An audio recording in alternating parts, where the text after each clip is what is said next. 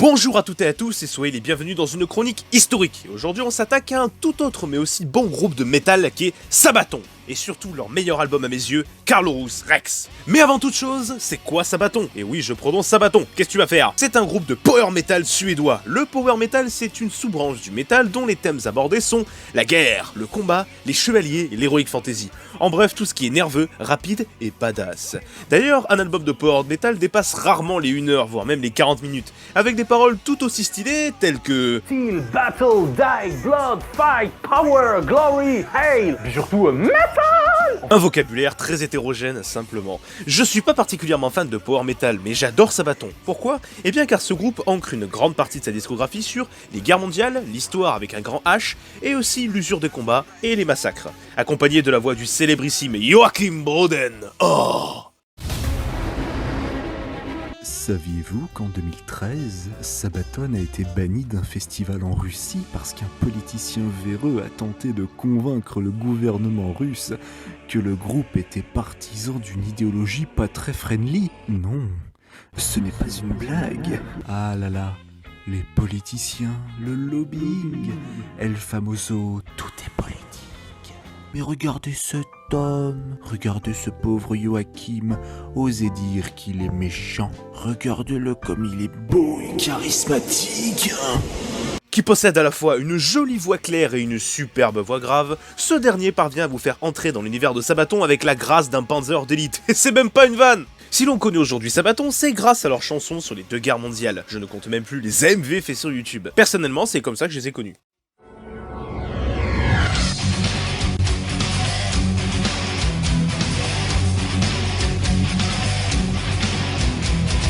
La plupart des paroles de Sabaton tendent vers le chant patriotique. Alors attention, par contre, le but ici n'est pas de glorifier le statut de soldat ou même la guerre de manière générale. Et ça, Joachim en parle très bien en interview. Does Sabaton glorify war? No, we don't. We sing about military history, of course, but glorifying war would be kind of stupid. We don't do that at all. Our intention is not to glorify war, spread political or religious propaganda. We simply love history. And we don't think these stories should be forgotten. Ah oui, et j'ai failli oublier, on retrouve la plupart de leur discographie sur les jeux de Paradox Interactive, dont le meilleur jeu vidéo de tous les temps, Hearts of Iron 4.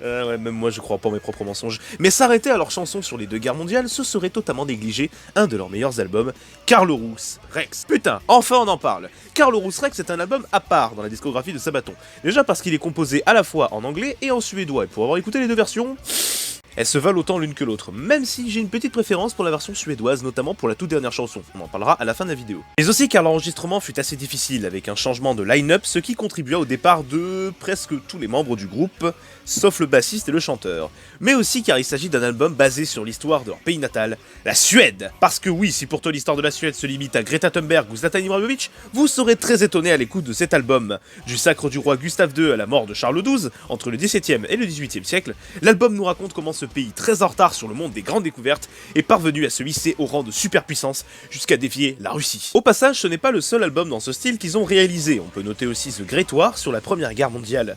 Mais on n'en parlera pas ici, à moins que vous ne le demandiez, bien évidemment. J'ai un compte Tipeee si ça t'intéresse, va voir dans la description. Mais bref, écoutons donc Carlorus Rex, qui comme tous les albums de power metal, commence par un single de 7 minutes au tempo lent.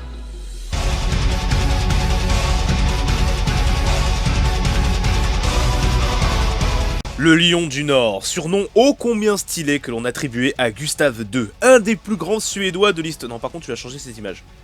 Merci. On parle d'un mec qui faisait trembler de terreur le Danemark, la Pologne et la Russie durant la guerre de 30 ans.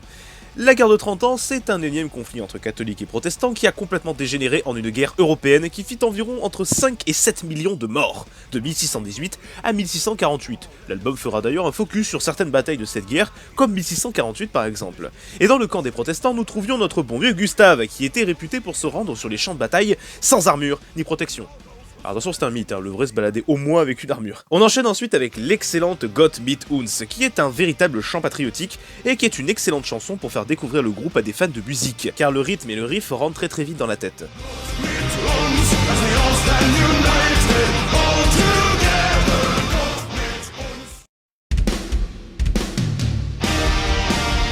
Et puis vient A Lifetime of War. A Lifetime of War, c'est typiquement le genre de musique que tu n'écoutes pas en analysant chaque partie, mais avec le cœur, en chantant les paroles qui, pour le coup, dénoncent tout ce que Gott mit uns avait mis en avant.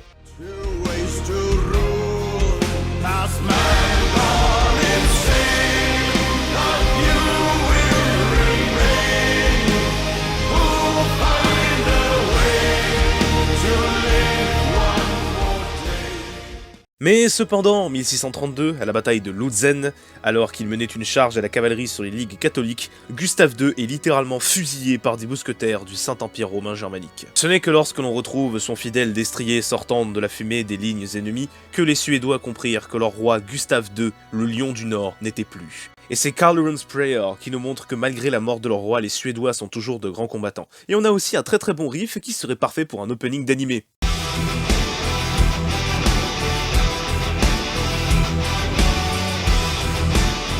Mais surtout, cette chanson sert à introduire un nouveau personnage de l'histoire de la Suède. On le connaît déjà, puisqu'il porte littéralement le nom de l'album, Carl-Orus Rex, Charles XII.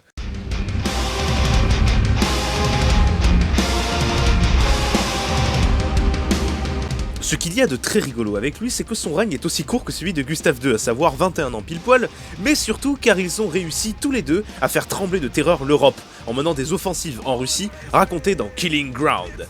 Mais surtout, il a une chanson qui lui est consacrée, Carl-Orus Rex, une des plus belles chansons de l'album, qui m'emporte à chaque fois dans la Suède du XVIIIe siècle, au front avec Charles XII pour dégommer du Rouskov. Et le plus impressionnant dans cette chanson, ce n'est même pas le riff, c'est cette phrase.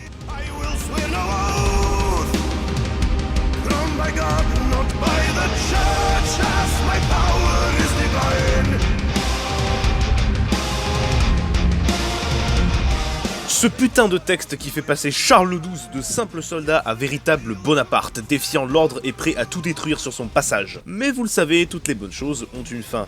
Poltava, une putain de chanson qui vous motive tous les matins avant d'aller en cours. La plus grande bataille de la guerre du Nord, celle où deux empereurs, Pierre le Grand et Charles XII, le 7 juillet 1709, s'affrontent. Le tsar contre le Rex. Et cette bataille se solde par un massacre côté suédois. Putain, pire qu'à l'Euro 2016. Épuisés par la tactique de la terre brûlée, les Suédois se font décimer et Charles XII est contraint à l'exil au pays du kebab. Un peu comme Napoléon. Et comme pour le petit caporal, le gars revient dans son pays pour repousser les coalitions qui arrivent droit en Suède.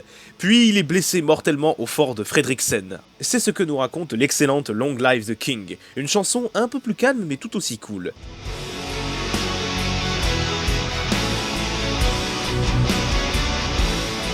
Elle nous montre d'ailleurs la crainte que subissent les Suédois vis-à-vis de la mort de leur souverain.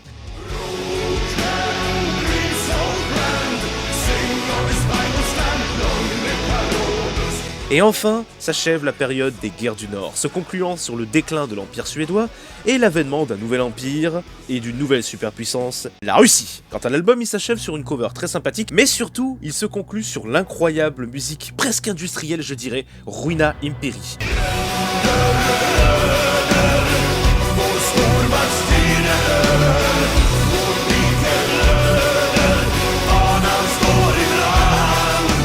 Et d'ailleurs, cette chanson n'est disponible qu'en suédois, sur les deux albums, évidemment pour rendre hommage à l'histoire de la Suède. Et voilà, voici la présentation d'un des meilleurs albums que j'ai pu entendre de ma vie. Je tiens à remercier le petit astronome pour avoir fait son coming out, et tout simplement à Sabaton d'exister. Je vous l'annonce ici, j'ai ouvert un compte Tipeee dans lequel vous pouvez bénéficier de vidéos inédites, et même proposer des sujets de vidéos pour l'équivalent de 3 menus kebab. A bientôt sur Geek Historique, ciao.